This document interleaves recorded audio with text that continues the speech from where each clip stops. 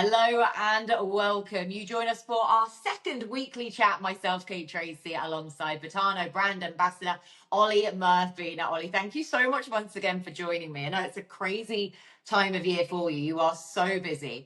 And I don't know whether or not you're getting sick of people saying this to you, but it has been yet another good week for you. 5 winners since we last spoke.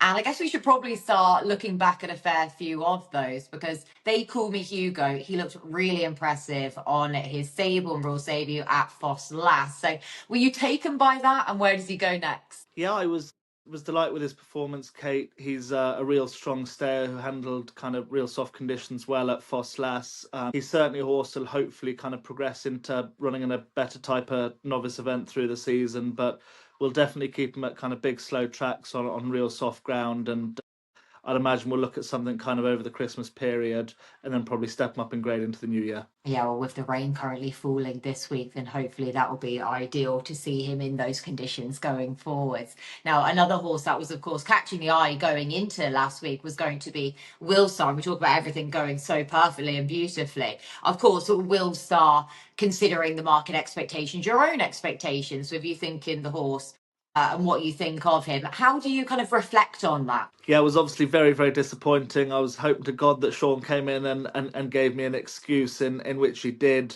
Will Starr has actually already undergone wind surgery. He had a palate issues. Yeah, Sean came in and said that he was struggling to breathe. He's been to the doctor, had a wind operation, and he's recovering and will be back in work next week.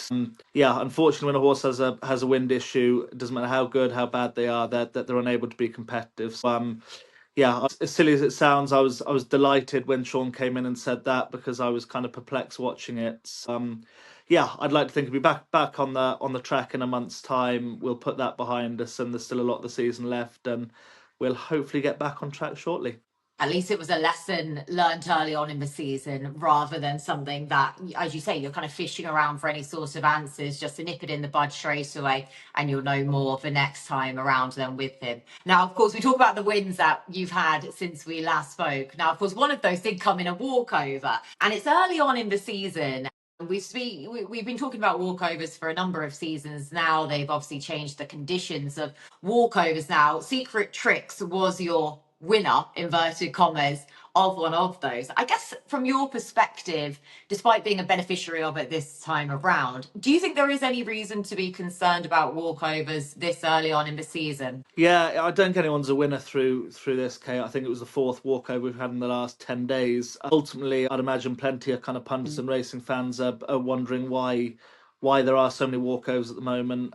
In my opinion, I think these beginners and novice chasers have been put on at the wrong tracks. They've been put on at Kempton, Sandown, Newbury. I can't remember where the fourth one was, but basically the 4 tracks they're put on at.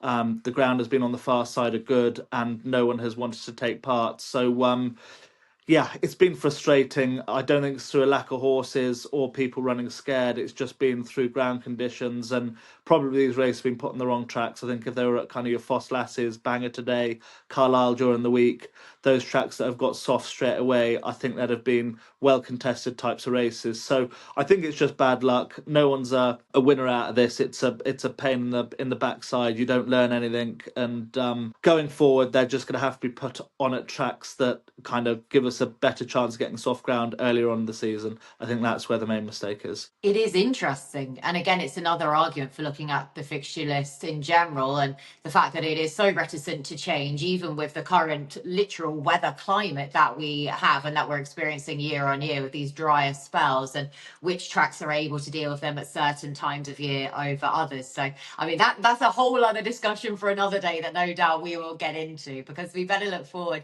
to Cheltenham this weekend. The Cheltenham November meeting is back. We've got a whole load of other good contests to go at. So you've got a whole host of entries, but I picked out 6 horses. We're going to try and rattle through. Some of the absolute stable stars to keep an eye on. Gunside Ridge in the Veterans Chases, Veterans Chasing debut that he's currently declared for. Now a 10-year-old. Is that going to be the path that you're going to plot for him this season? I think so for the time being. I thought he was very, very unlucky not to win at this fixture last year. He crumbled on landing at the last when he looked like he was going to beat Matata. Hopefully he gets revenge this time round, stepping him up in trip. He's in good form. He's had a racecourse gallop. He ran a cracker in the Old Roan on his last start at Aintree, and we're really looking forward to running him. I just love that horse so much. There's going to be so many opportunities. Touch wood. Hopefully, he takes to these conditions of races. Weighed out, a winner on his seasonal return at Worcester on his chasing debut. He is declared for listed novices chase at Cheltenham. He's currently the favourite as well, but a horse I know you hold in such high regard. Yeah, nice horse. Made a really pleasing start to his chasing debut at Worcester 3 weeks ago. I think he's really going to appreciate going up half mile in trip. He looks a dour stayers, so yeah, really look forward to running him. Hopefully he can go and back his Worcester run up where he beat Wendigo. And if he does, hopefully he'll go very close. I think he's got 3 miler written all over him. I haven't tackled that trip just yet, but really looking forward to trying it for the first time. Long draw, of course, he finished fourth in the Potemps qualifier at Cheltenham on his seasonal debut, so ideal with the recent, well, I say recent, it's been a few seasons now with the change of the qualifications for the Potemps final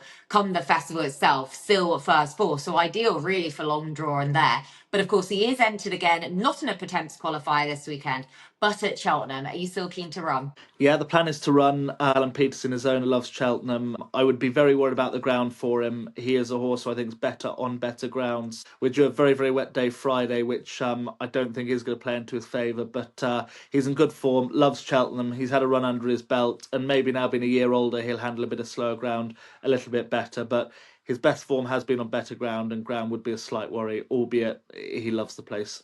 Yeah, it's tricky then, isn't it? And it's trying to weigh up, as we keep talking about with these horses, about the various different ground conditions, but we know what he wants. And at least you've managed to get that good run into him early on in the season. Boy won on debut for you after leaving Paul Nicholls, up £9 for that win. So he's going into an intermediate handicap hurdle at Cheltenham Saturday. Do you think there's still more to come from him from this mark? Yeah, I do. He's in a very, very competitive handicap now. I'd say it'll probably be the most competitive handicap of the 3 days, to tell you the truth. But he's in good form. He won well at Perth. I think it's done his confidence the world of good.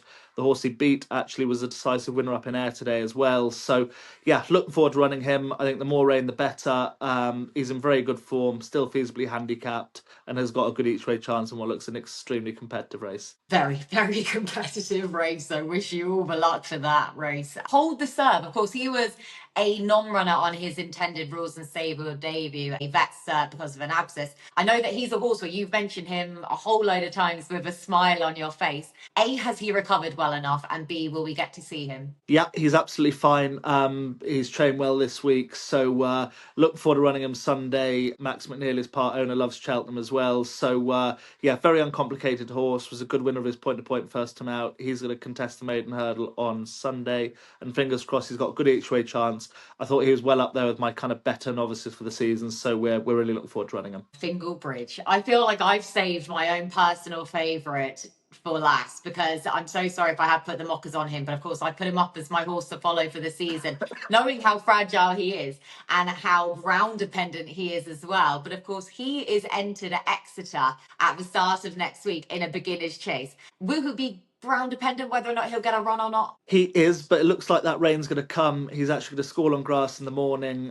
Fingers crossed all goes well, and he will head to Exeter on Tuesday for probably the hottest novice chase of the year thus far, where he looks like he's going to take on November. But yeah, lovely place to get him started. Lovely track to get him started. Very fair, lovely fences. I don't think it's going to be a massive field.